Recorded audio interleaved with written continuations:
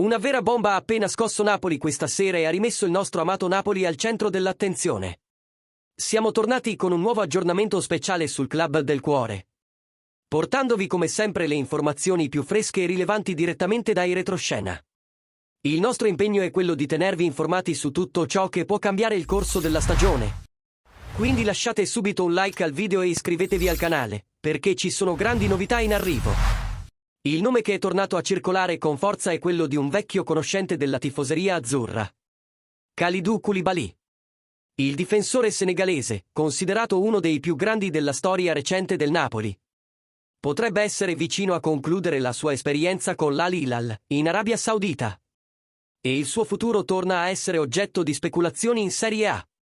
Il contratto con il club saudita è in scadenza, il che lo renderebbe disponibile a parametro zero. Un dettaglio che sicuramente attirerà l'interesse di numerose squadre europee. Secondo il giornalista Fabrizio Romano, esperto di mercato, il contratto di Koulibaly con l'Al Hilal sta per terminare. E c'è una reale possibilità che torni a giocare in Europa. Sempre secondo Romano, alcuni club italiani avrebbero già sondato la situazione del giocatore, anche in vista dell'estate 2026.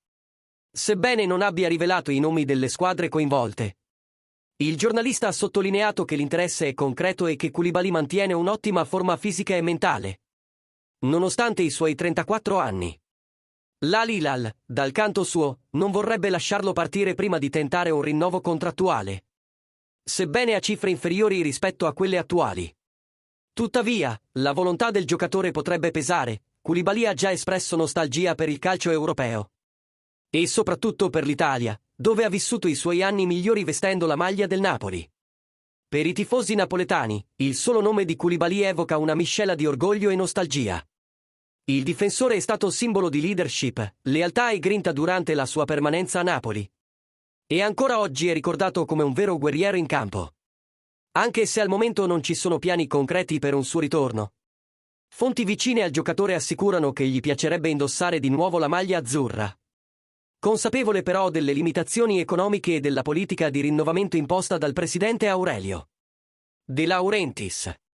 E adesso, tifoso del Napoli, vogliamo sentire la tua opinione. Ti piacerebbe rivedere Koulibaly al club, anche in questa fase finale della carriera?